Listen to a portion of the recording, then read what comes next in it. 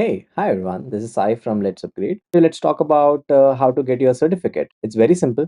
You will see two links in the description. Number one is the place where you have to go and mark your attendance. Marking your attendance tells us like, okay, you are a legit student who have attended this particular session. Link number two is your assignment. This is where your 90% of the priority is. You have to go and submit the assignment that is given to you in this particular session. Once you're done submitting that assignment, we will be evaluating that. We will send you an email. If you get the passing criteria, then only we will give you the certificate on a particular date that is mentioned again in the description. Please check these three things, and this is the way how you will get a certificate from Let's Upgrade. Number one, mark your attendance. Number two, just go ahead and upload your assignment. Check for the email that you have received it, yes or no. What is the feedback that you have received from your trainer? Number three, check on which date the certificates will be released. Thank you. Bye. All the best. Happy learning. Okay, right. So talking about this, so we've already seen how this works, right? Now let us talk more about this comparison operators, right? What do they do? So I will maybe comment out this code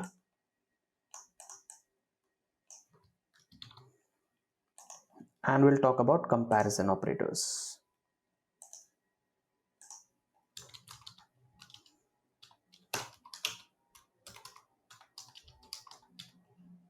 Right. So what are comparison operators? As the name suggests, comparison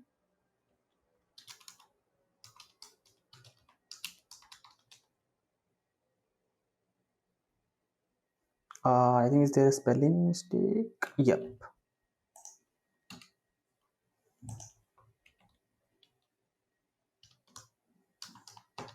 Comparison operators are used to compare two or more data types, right? I could say variables, right? For example,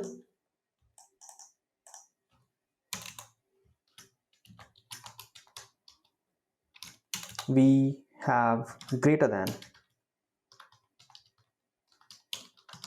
which compares if variable a is greater than variable b, so which compares if variable a is greater than variable b, right? We have less than, which is this.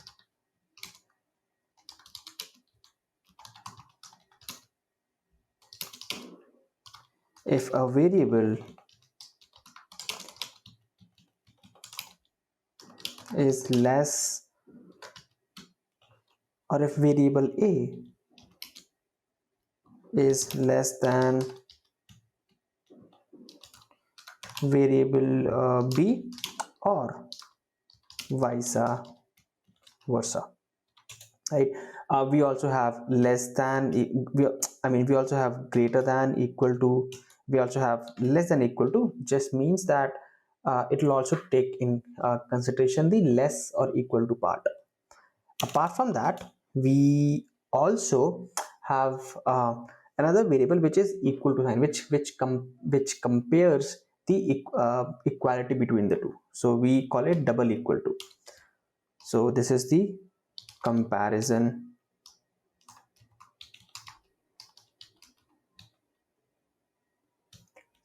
I'll say um, this one compares the two variables, and based on that gives a boolean value which is true or false based on whether the uh, condition matches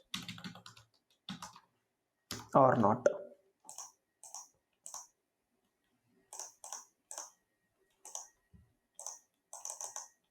right? So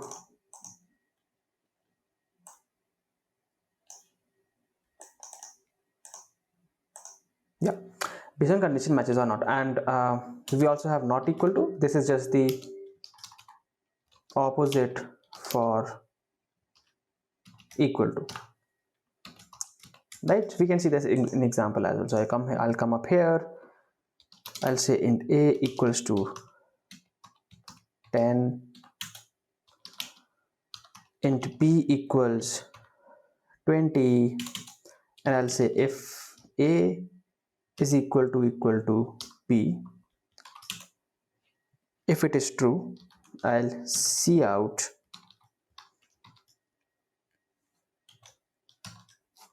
a is equal to b,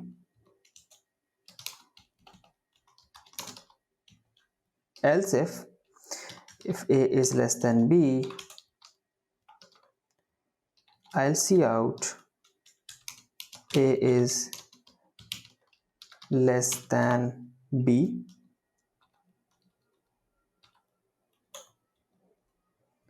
else I can see out the values are equal, right? As simple as that. Now if I run my program, see, in this case the value of a is less than b, so I get a is less than b. Let's suppose I make a 200. If I do this, I'll get, oh, the values are equal. No, the values are not equal. Oh, see, I've done that. I've done if a is equal to b, then see out this, else if a is greater than b. Yeah, if it is greater than b, then I'll say,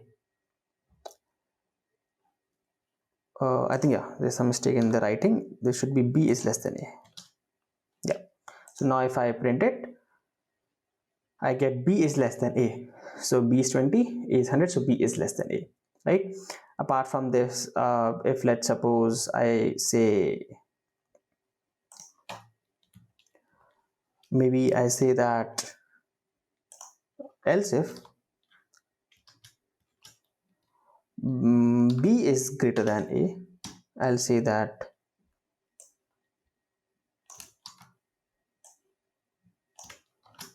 b is greater than a, right?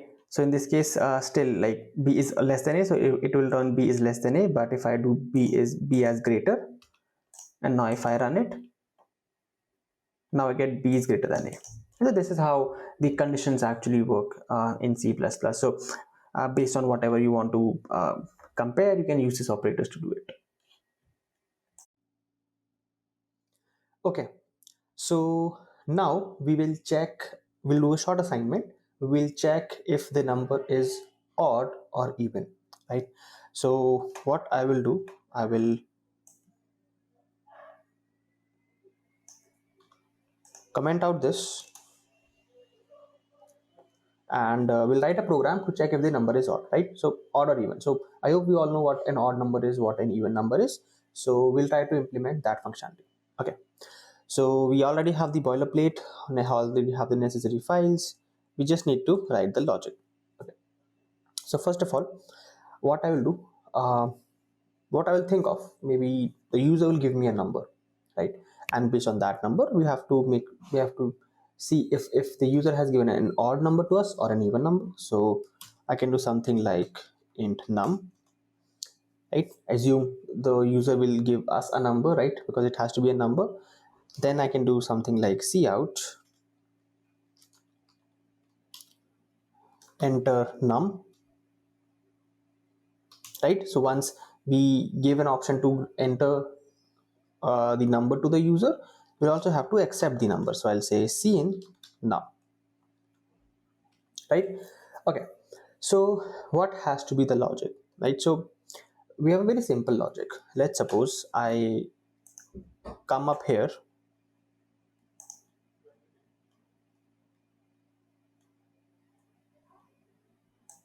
let's suppose we have a number as 4, right? So what I do is I try to find the remainder here. If the remainder is 0, I can say that the number is even. If not, I can say that the number is odd. For example, let me find the remainder of this one. So 2 times is 4. I will get 0 as the remainder. So that means this 4 is an even number. Let's try for maybe 5. So if I do 5, so I do 2 times 2 is 4, and I leave the remainder as 1. So can I say that if the remainder would be 0, and you can try it for any number, any even number or any odd number. Let's suppose I tried for 10. So 2 times 5 is 10. I have the remainder as 0. I can say that this is an even number. So if the remainder is 0, the number is even. If the remainder is odd, that is 1. So basically, if the number is 0, the remainder is even. If the remainder is 1, the number is odd. We can say that. So what I'll do, I try to implement the same thing. I'll say if num modulo 2 is 0, right? I can see out the number is even because we're getting 0 if you're finding the remainder. So I can say see out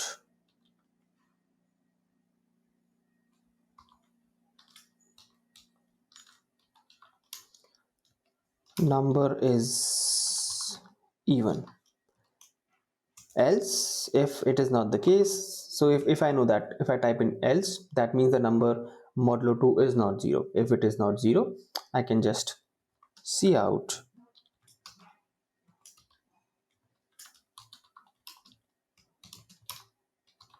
number is even, sorry, number is odd.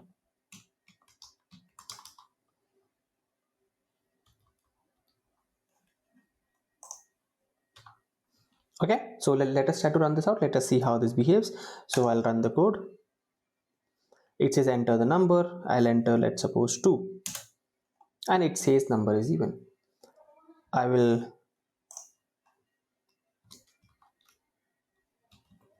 run it again. Just want to do some formattings. Yeah, okay. I will run it again, and I will say 999. The number is odd, right? Oh, okay. I think I did it here, but I need to do this not in the C out. I need to add a colon here so that it just looks good. That's it. Something like this, right? So if I run it again, I say maybe 100. I get number is even. I get, let's suppose I write uh, 875. I get, oh wait, 875. I get number is odd, right? So I hope we now know how this all is working, how the logic is. Just a simple logic. If the remainder is 0, we can say that the number is even. If it is not, we can say that the number is odd. Okay.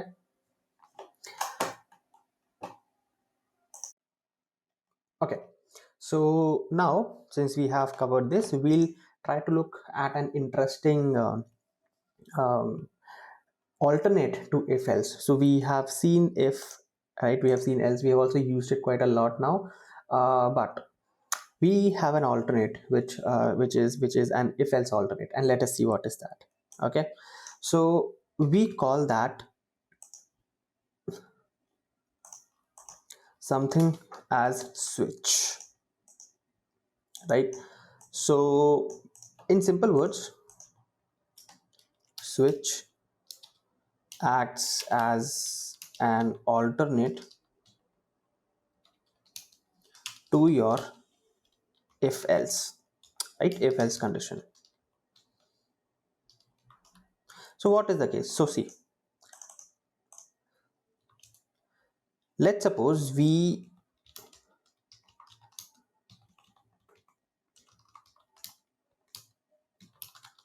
have multiple conditions, right? So if you have multiple conditions, let's suppose we have 10 conditions. So it will be very kind of untidy to write 10 different if. Let's suppose I have 10 different conditions. I say if number is this, do this. if number is this, do that, if number is this, do this, if number is this, do that, and let's suppose I write 10 ifs. So it will kind of be a little clustered, though there is nothing wrong with it, but the code will look quite clustered. So that is why we have something called as a switch statement. So let's suppose you have multiple conditions. Using if else,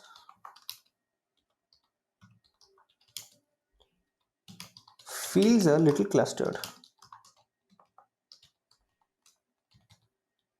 right? That's why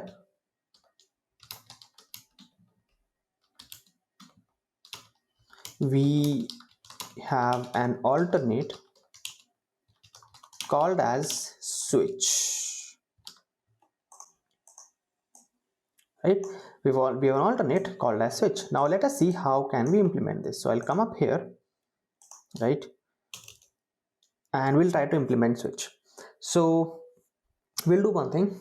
We'll so we will kind of make the users, you know, okay, let us do one thing. Let us make a calculator, right? Because calculator can have multiple conditions, because based on what operator you are choosing, the operator could be plus, minus, it could be division, it could be multiplication. So let's suppose we have four conditions. All the four all is also a lot. So let us try with four conditions, and let us see how switch works in this case. So for in this case, first of all, I need the users to enter the sign, whether it be plus, minus, division, multiplication, and all of that sort.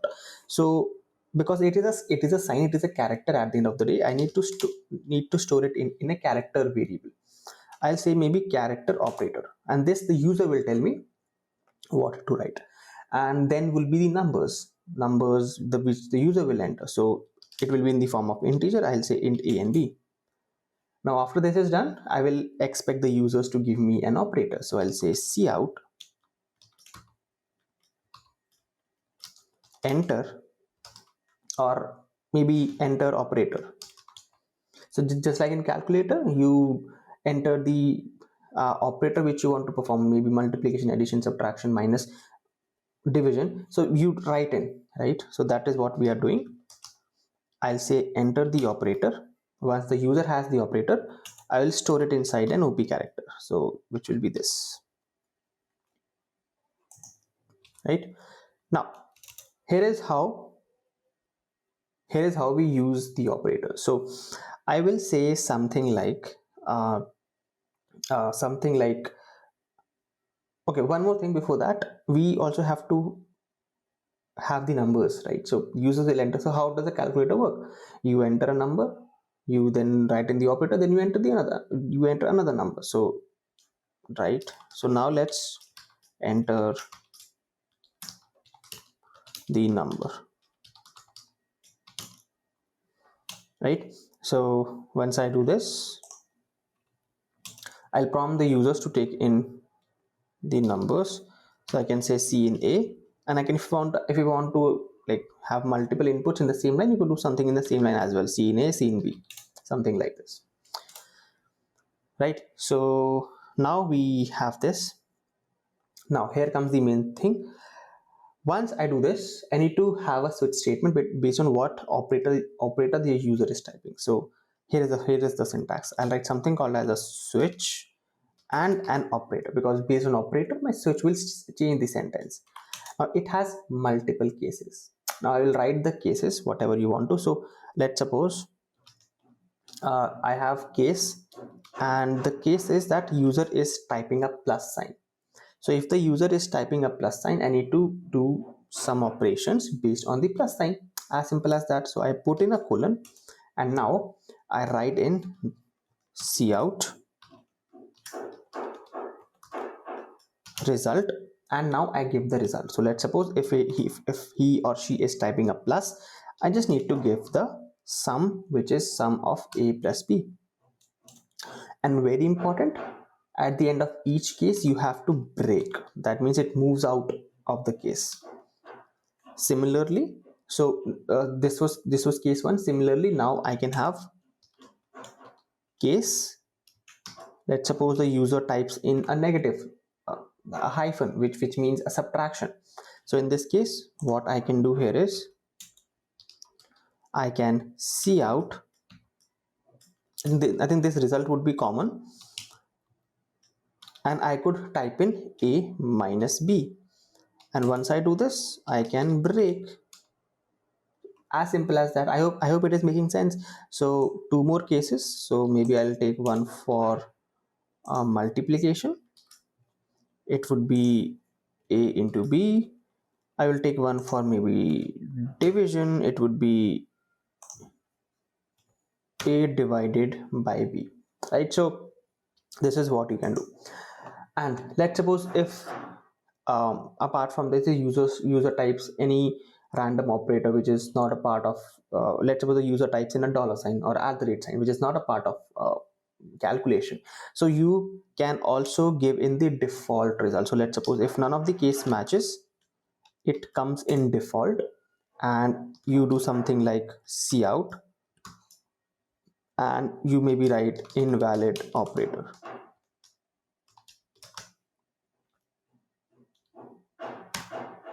something like this, right? I hope this makes sense. And at the end of the day, what we are doing is we are just returning a zero. So let us see if this works or not. If there are any errors or something of that sort, we will try to rectify those and make the code functional, right? Okay, so I will say run. So the first is the user is wanting me to enter the operator. Maybe I want to add what do you say, plus, enter the number. So I can say 10, and I can say 20. So see, I typed in a plus and I get the result as 30. Right? So how cool is that? I'm just typing. It is just a normal working calculator. If I run it again, I want to multiply. I I enter the number as again 2 and maybe 3. I get the result as 6. I'll run it again. Enter the operators. I'll say 1. Oh, sorry, maybe I want to, maybe this time, what else? Minus. I'll say 20. Oh, sorry, I'll say minus. I'll say 20 and 20. I get result as 0. Let's check it for division. Enter the operators. I will say divide. Enter the number. I will say maybe 100 and 100. I get the result as 1 because 100 divided by 100 is 1. Now lastly, let me type any invalid operator. Let's suppose I type in at the rate by mistake. I enter the number as 20 and 10. In this case, it says invalid operator. Why? Because it matches none of the cases, and if it matches none of the cases, I come to default and it literally prints invalid operator. So this is all it is about. You could have also used an if else, that is also fine, but in cases where there are multiple situations or multiple conditions, always prefer to use a switch instead of what you say, your if else, right? So I hope this is giving a good sense out of how it works and how it replaces if else if there are multiple conditions. Okay, so after using switch statements and a lot of conditional statements, let us take our discussion one level up, and let us now see what are loops and what are the different types of loops and how we can use them. Okay, so I'll write here loops, right? Now I hope you must have heard at least somewhere in your journey, like we use loops, we maybe use a for loop or a while loop. So what are loops? In short, in layman terms, loops are nothing but loops help you repeat. So as the name suggests, right, loops, we are looping. It helps you repeat code until a certain condition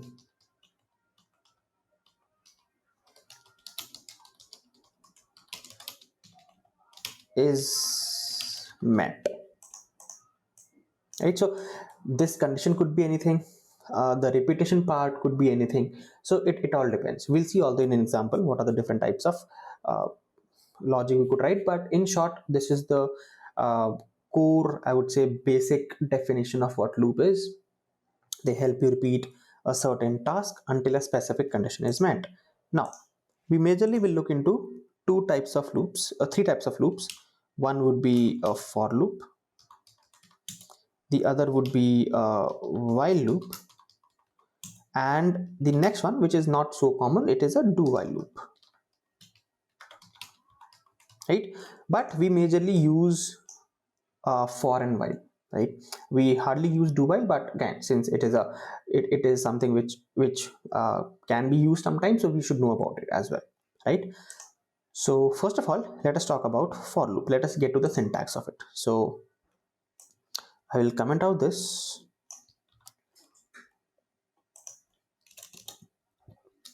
and we'll talk about for loop. So let's suppose we want to print number. So let us think of a repetitive task. I think that we want to print numbers from 1 till 10. Now you'll say that how is that a repetitive task? Because if you want to print numbers from 1 to 10, we on each iteration we are increasing the count of the number. So we call this a repetitive task. Why is that? Because we are kind of doing the same thing. It's just that we are incrementing our counter by one. So let's suppose first we print 1, then we print 2, then 3, 4, 5, 6, 7, 8, 9, 10. So let's say we want to print till 1000 or 10,000 or 1 lakh, 10 lakhs.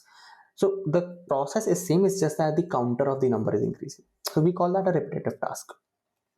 So for this, what we can do is, the syntax of for loop is pretty simple. Use a for, right? And here comes three things. One, number one is the initialization, right? From where do you want to initialize your starting point? Because I want to print numbers from 1 to 10. Here 1 would be the initialization point, so I can say int I equals 1, right? Next would be the condition, till where I need to print the numbers, because as I told you, you have to, like, loop, the definition of loop is you repeat a code until a specific condition is met. Now here is that condition. From till where do you want, so where do you want the loop to stop? I want to stop it when I will be less than or equal to 10. And why do I say it? Because if I, let's suppose I is 1 2 3, it goes on till 9, till 10. Now it will print 10 because 10 is also less than or equal to it, it matches the equal to condition. And after this, once the counter goes to 11, the loop stops. Which reminds me, the next would be the counter. That is, on each and every iteration I need to do I equals to I plus 1, and then you have a block of code. So pretty simple. We have the initialization, we have the ending condition, and then we have got the counter. I say cout, and I can just print the value of I, and maybe a space as well to denote the other iterations. As simple as that, and we are good to go, and then we can return 0. This is how simple it is. So if I run the code, see, I get numbers printed from 1 till 10. 1, 2, 3, 4, 5, 6, 7, 8, 9, 10. Now, see, this, if I want to print numbers till 100, till 1000, till 10,000, maybe lakh, 10 lakh, maybe 1 CR, I can easily do it. I just have to increase the ending condition. It is as simple, right? So it is very convenient. In let's suppose I want to print it till 100, I'll easily get it the numbers I'll easily get the numbers printed till 100. It is as simple as that. So this is what it is, right? So this is the syntax. This is how we do it, right? Okay. The next comes up is a while loop. Now, so I'll comment out this. I'll try to implement the same thing in a while loop. Now, in a while loop, what to do is, so see, these things will remain common, right? Which is the initialization, the condition, and the increment. In while loop, what you do is you write the initialization part at first. You say, let's suppose int I equals to 1. Now this is the same initialization part which is there in the for loop. After this, you write in the condition that you write your ending condition, which is basically this. You say while I is less than equal to 100, what do you want to do? You want to print the count. Let's suppose I say, or maybe I can say, yeah, it's fine. I can say I, and I can give a space. And very importantly, next comes the iteration. So I can, on each and every iteration, I could say I equals to I plus 1, right? So this is the same code which has been converted from a for loop to a while loop now, right? And this is what it is. So see, this is the initialization part, which is this part. This is the condition, which is I is less than equal to 100, which is this part. And this is the printing part, which is this. And this is the increment part, which is I equals to I plus 1, which is this part, right? So this is what it is. We are just kind of using a loop only, but in a different format. So if I print this now, see, I can get the same result, which is the numbers printed from 1 till 100, right? Let's suppose you want to print it the other way around. If you want to print numbers from 100 to 1, so what you do, you initialize it with 100. You say till I is greater than or equal to 1, and on each and every iteration you do I equals to I minus 1. So in this case the numbers would be, oh, I think yeah, this bracket got uh, removed. So in this case I have numbers printed from 100 till 1. It's just that you have to just play with the conditions, as simple as that. Okay, now apart from this we have a do while loop. Now do while loop is very interesting. It says that it will see, if you use a do while loop, right, you have to run a condition at least once. Why do I say it? Because let's suppose I want to print numbers from 1 till I is less than, or maybe I'll say I is greater than equal to 1, right? So in this case my loop will get executed once. So if you see this, I'll get 1. But if I remove the greater than sign, in this case my loop will not get executed. Why? Because this condition is always false. But whereas in do while loop, it says that you have to at least run the code once. So the syntax is pretty easy to use, as the name suggests. I again initialize int I equals to 1. After this I say something like do, because it is a do while loop. Now I write the first condition because it prints first and then it calculates the condition. Maybe do cout I, and once this is done, right, I'll increase my counter. Now I gets increased to, let's suppose, 2, and now I write while the condition comes at the last. Basically just we're playing with the condition, we're playing with the placement of the conditions. I say I is less than or equal to 100, as simple as that. And when this is done, I just return 0.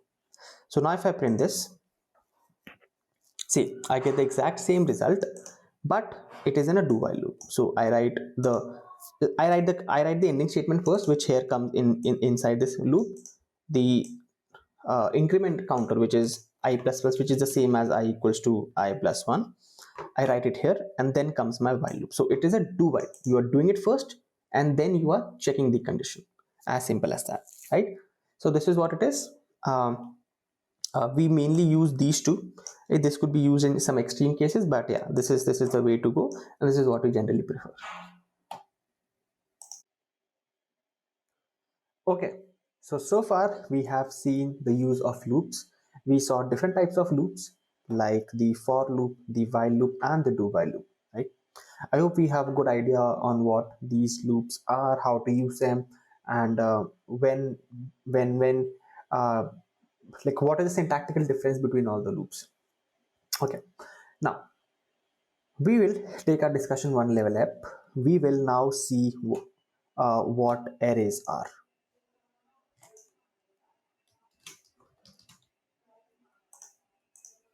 Okay, so this is something interesting, and this is something which is used a lot in C++ actually.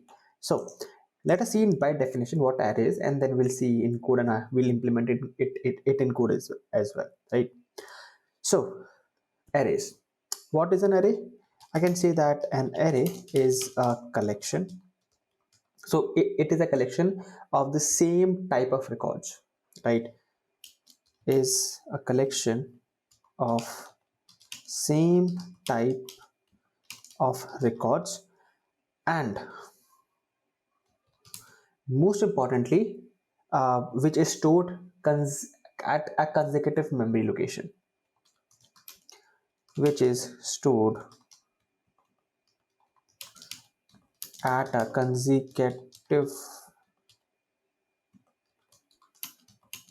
memory location. Now I'll actually explain you what this means. Okay,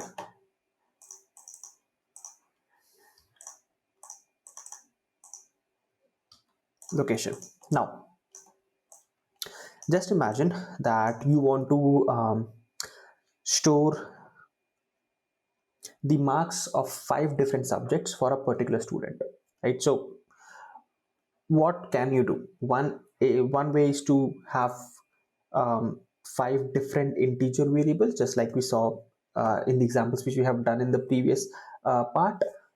You take in 5 different variables, store it in 5 different locations, and would do it. But what is the best way to do it? The best way to do it is declare an array, right? Assume this to be an array, right, which contains memory blocks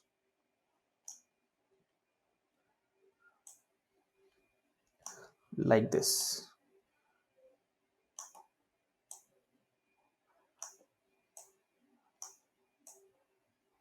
right? Now this is a single structure. This is a single structure which which is consecutive. That means it is one after another, and it can store information. So basically, here you can have, let's suppose, maths.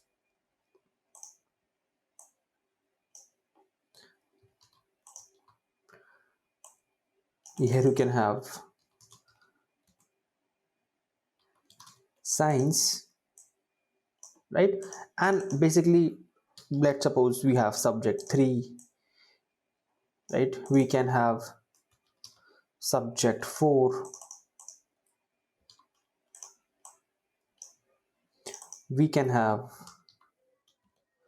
subject 5, right? Subject 6, and all together. So the main idea here is that this is a single variable. Now these are, so this is not a different variable, this is a single variable, right? This is a single entity which contains blocks of code. It contains blocks, right, which stores different information altogether, and there's a way to access each and every block. We'll see how that is, but there is a way to access each and every block, which means that accessing elements inside an array is also very convenient. So this whole structure is called as an array, right? So as I told you, a collection of same type. Now what do I mean by same type? Same type means that if you are, let's suppose, storing integer, all of it should contain integers, right? You cannot store characters, integers, mix of boolean values. No, it has to be of a similar data type. That means if this is in integer, all of it has to be integer. If this is character, all of it has to be a character. So that's what it means. And stored at a consecutive memory. That means this is stored one after another, right? So it is not stored somewhere else. It is stored at one after another location. That means it is very easy to access. Now let's leave apart the theory part. Let us see how to implement this, right? So implementation is pretty simple as well. So what I will do, I will comment. Now I will say that, let's suppose I need to store, as we just took an example, right, marks. So I will do something like, I can say int marks, and if you want it to be an of an array data type, you have to first of all specify how many blocks you want, right? So we, let's suppose I want 5 blocks, so I'll occupy, that means 5 blocks will be reserved in my memory. So I can say int marks. Let's suppose I want to store 5 subjects, so I can store something like this, and I can write 5, square brackets, and then you write 5, and then you can assign values to it. Right, marks. So let's suppose I get 85 separated by a comma. I give 70, 65, 76, 67. Right, so this successfully I have created a marks array. You can consider it as a whole entity which has 5 blocks, and each contains this value. Now let's see how can we print it. So if I say something like cout marks in 5 subjects are, right, so each and every subject, and let's go here I have and L, and now I can loop and print each and every. So I'll tell you how to do it. So we have already learned about for loop, right? So this is how we can use it. So I can say int I. Now remember one thing. So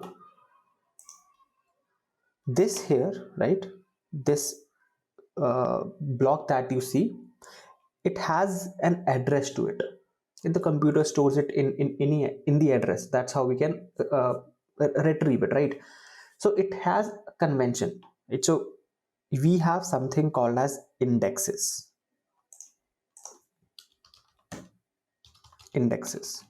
Now what are indexes? Indexes are nothing but indexes are just used to name your blocks. So that let's suppose, and always indexing starts from 0. So let's suppose this is index number 0, this is index number 1, this is index number 2, this is index number 3, index number 4, index number 5, index number 6, and index number 7.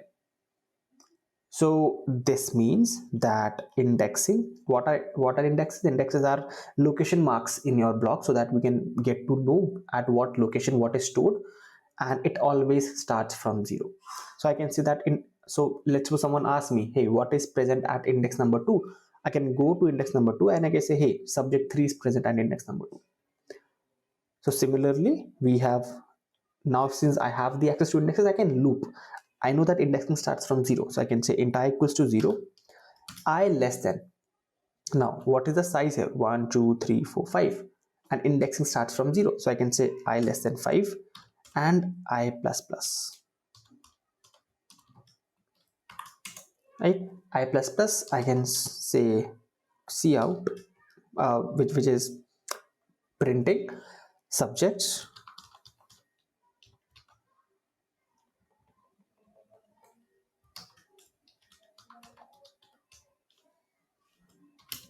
and now I can give, let's suppose we have subject 1, subject 2, subject 3, subject 4, subject 5. Or let's keep it simple this time. I can just print, if you want to, I can just print arr of I and endl, as simple as that. Wait, the name was marks, yeah, so it will be marks of I. So that means on first iteration I will head over to marks of 0. So marks of 0 is what? Marks of 0 is 85, marks of 1 is 70, marks of 2 is 65, marks of 3 is 60, 76, marks of 4 is 67. So these are indexes 0, 1, 2, 3, 4. Okay, so now let us run it and let us see what this brings. Okay, so as you can see, marks in 5 subjects are 85, 70, 65, 76, and 67. This is how we do it, right? So I hope this makes sense. We'll be seeing much more of it, obviously, but this should be clear to you that what is an array. An array is nothing but it is just a collection of data, which, and the data is stored in a consecutive format. Indexes are just representation of the blocks, each and every block, so that we can access your arrays. So an indexing always starts from 0, right? So for example, let's suppose I simply want to access what is present at index number 3. I can do something like, hey, cout marks present at index number 3. So can you guess what will be the answer for this one, index number 3? So if I say 0, 1, 2, 3, I will get 76, right? So if I uncomment this, or so if I comment this, I can just print an individual subject and I get 76. Why 76? Because 76 is present at index number 0, 1, 2, and 3. So we are wanting index number 3, it is present at index number 3. That's how we can access it, right? I hope this makes sense. Okay, so now we have a basic idea on what arrays are, what are indexes, and how we can access arrays. Now, to make this concept even stronger, we will do a short activity based on arrays itself, right? So what we will do is,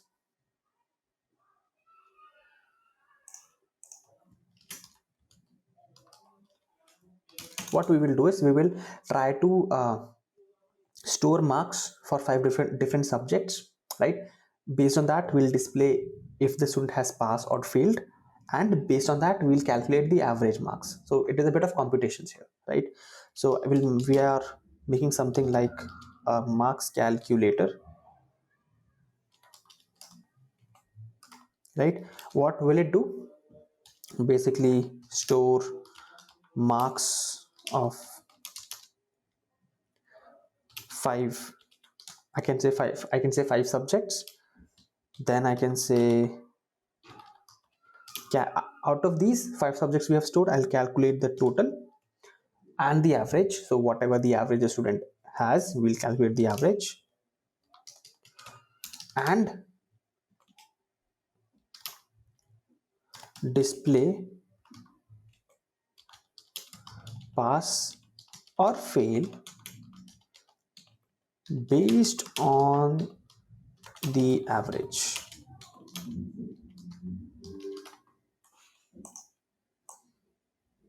right? So again, I think the problem statement is very clear. We'll store five subjects, calculate the total, display whatever marks we have, and also the average, and based on that say pass or fail. Okay, so let us come here.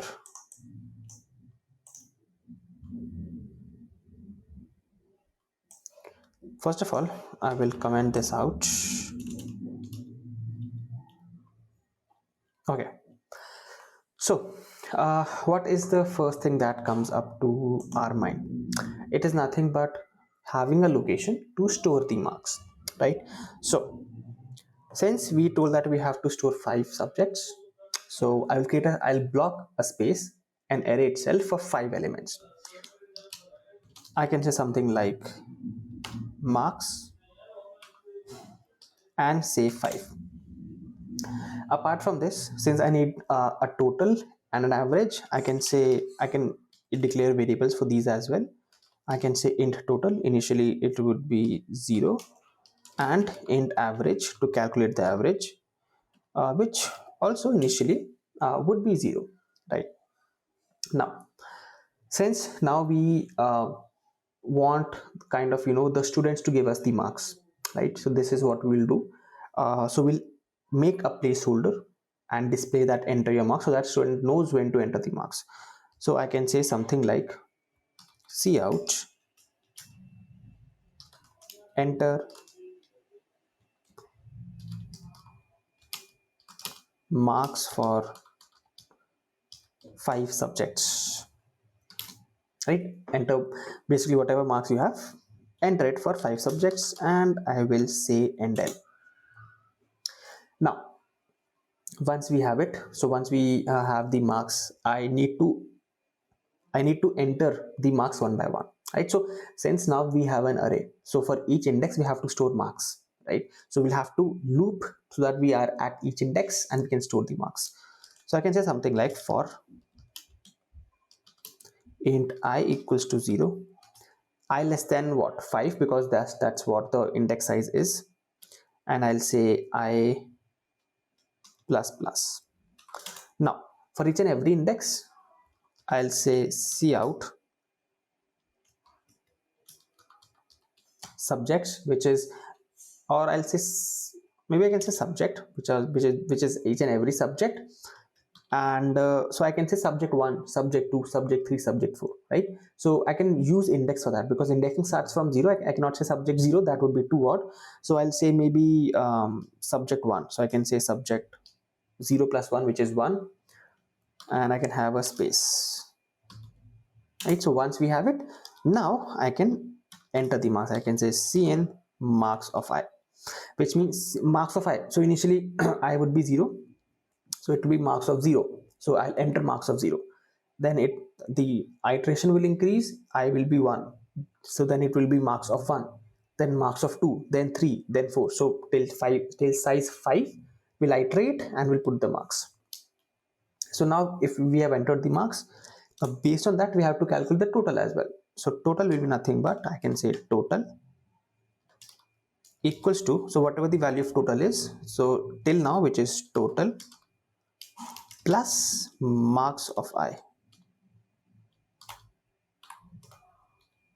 That means, let's suppose I, at index number 0 I put in marks 20, so marks 20 would be entered, plus total will have a count, total will increase from 0 to 20, because initially it is 0, now it will increase to 20, because I say total equals to 0 plus 20, 20 is 20. So now let's suppose I come to index number 1, I say marks as 40. So total would be total plus marks of I. What was total earlier? It was 20. Now what is it? It is 40. Right? So it will be 60 now. 20 plus 40 is 60. It will be 60 now. So at each and every iteration, we'll calculate in the total as well. Right? Okay. So now since once this is done, I have it here. I can calculate the average. Now what would be average? Average would be what? So it would be total. So since there are 5 subjects, by 5. As simple as that. Now if I want to, I can print the total marks and the average marks. I can say, let's suppose total marks, and I could say total. Similarly, I can say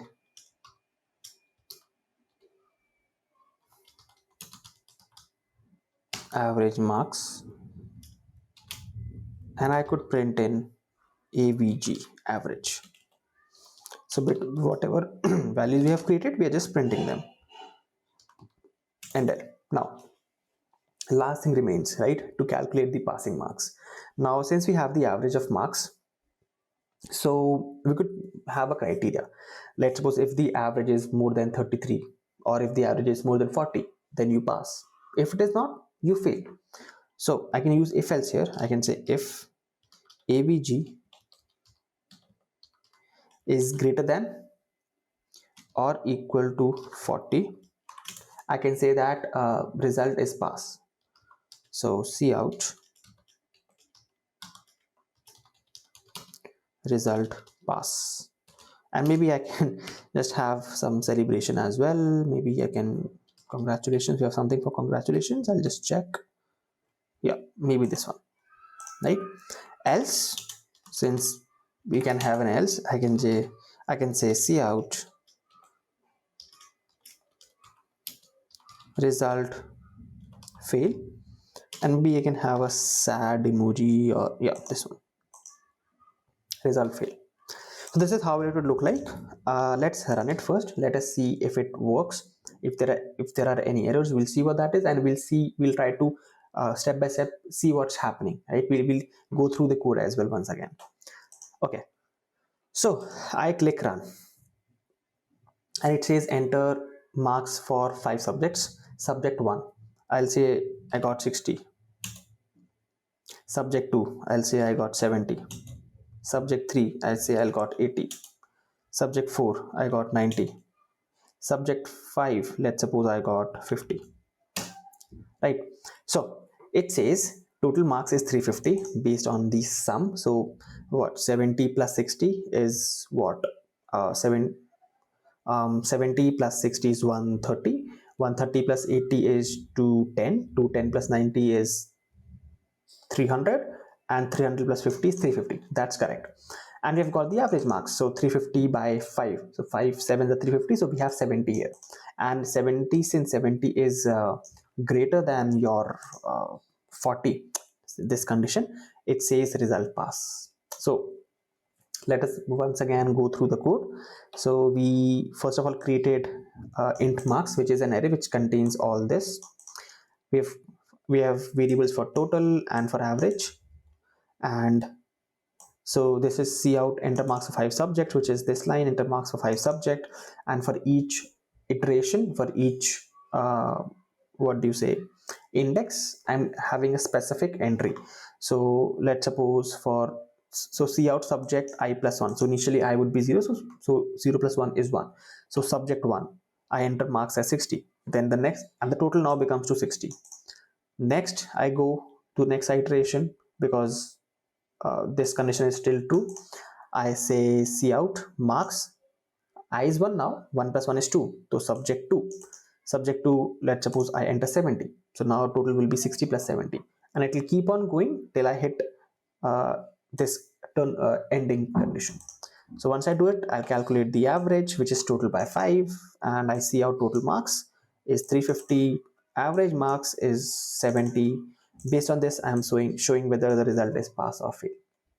Right, so this is what it is. This is generally what we do with arrays, right? We just should know how to store information in an array, how to access information, how to use indexes for that. So this is how it is, right? So I hope it made sense.